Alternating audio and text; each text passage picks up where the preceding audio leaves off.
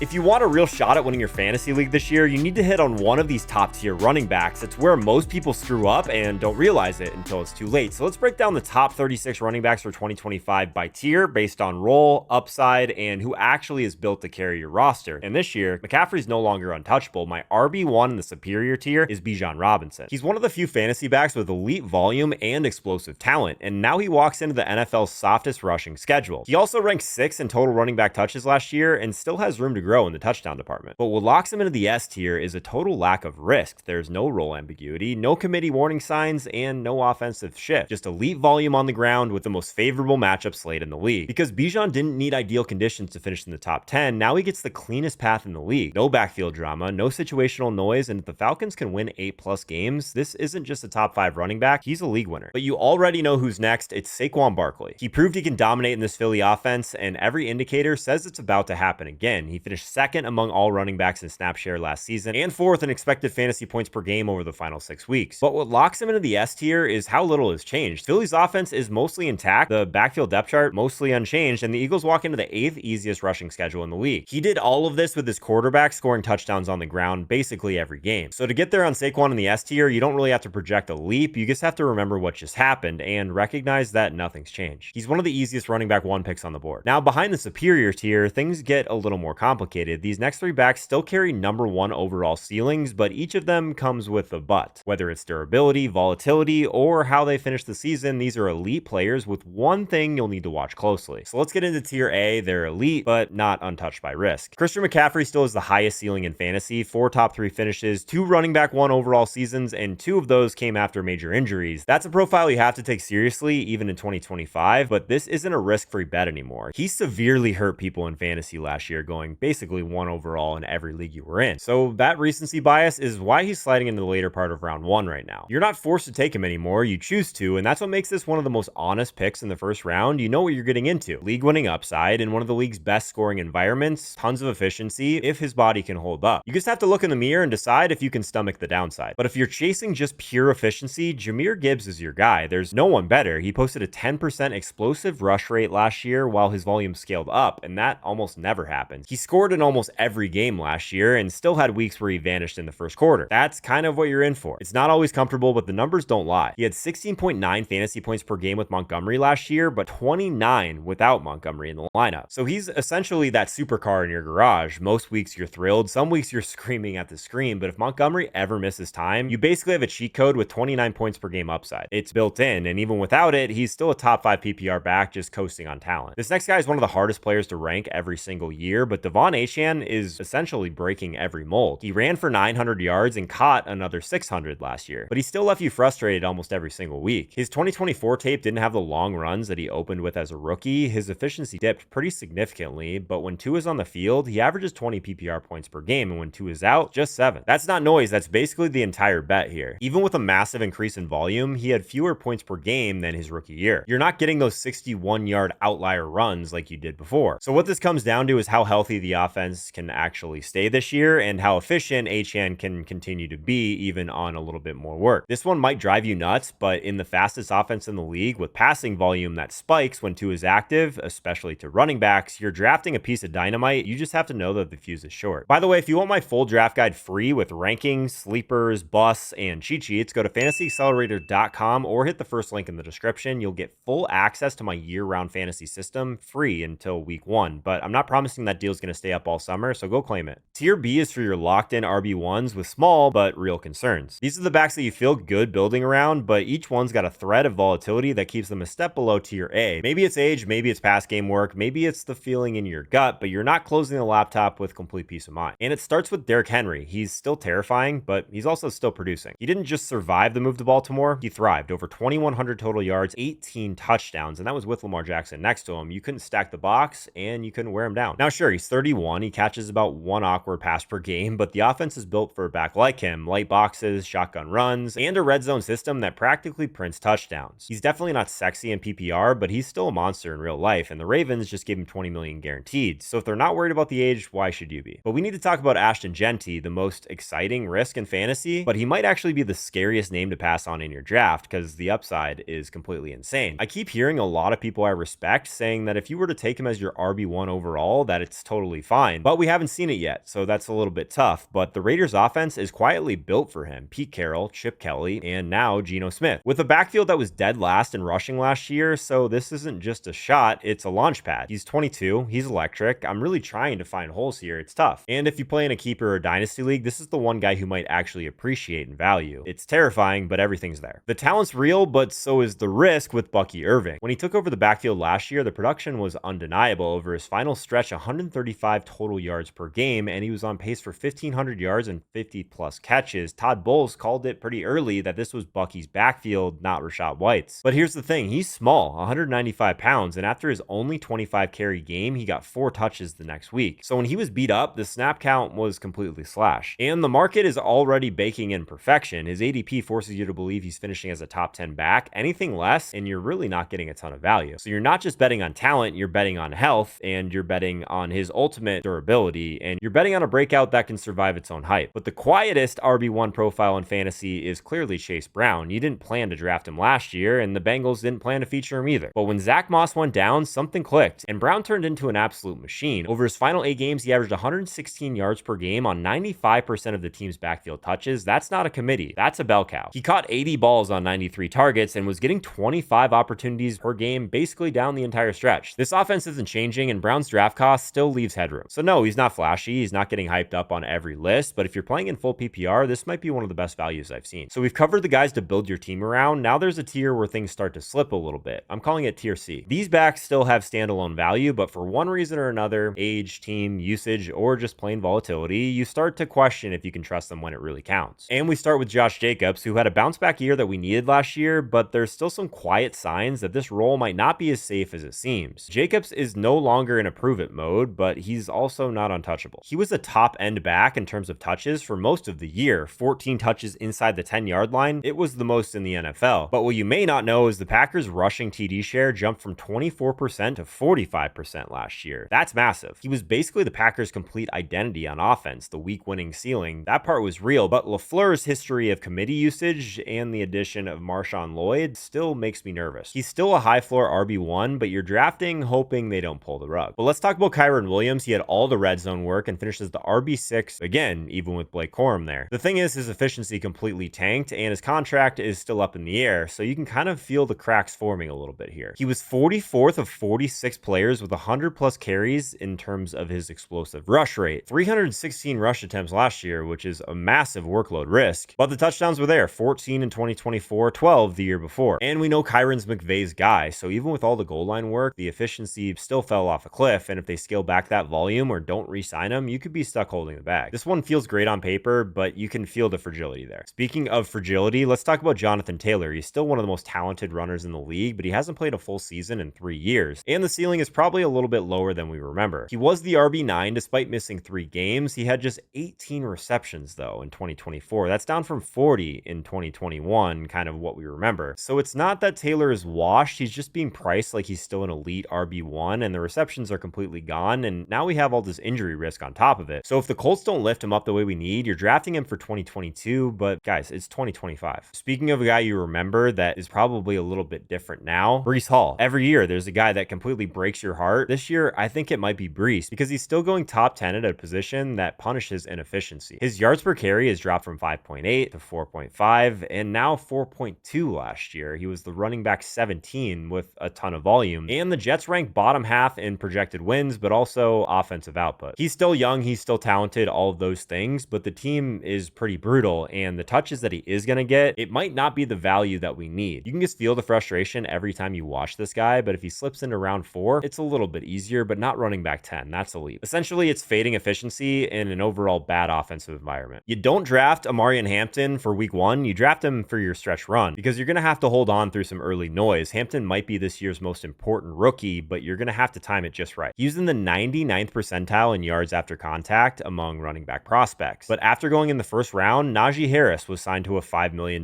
deal and is probably expected to start in week 1. So the Chargers didn't just draft a back, they drafted their guy. He was handpicked in the first round, and it's a system that's built on punishing defenses with volume. Najee may open up the season as a starter, but Hampton's a better athlete, a more complete player, and the real long-term answers. But you don't have to spend round 1 capital on this guy right away. By the end of the year, you might get that type of value though. So if you feel good about your team, he's a decent stash because he's a guy that could be a complete weapon in the playoffs for you. You just need to survive some opening weeks. I don't think anyone would be surprised if he completely broke fantasy in December. Speaking of a guy that's broke fantasy for quite some time, let's talk about Alvin Kamara. You know exactly what you're getting and what you're not. He's locked into the pass game role and he's locked out of the end zone because the team doesn't score a lot of touchdowns. It's clearly a bottom tier offense and not one that we basically got that Kamara ceiling from in years past. But the volume is undeniable. He finished as the RB12 despite missing 3 games last year and had 317 opportunities. That was the most of his career. He's going to get you 80 to 90 targets pretty much every season and still has that elite PPR floor. But this Saints team, and not just a little bit bad,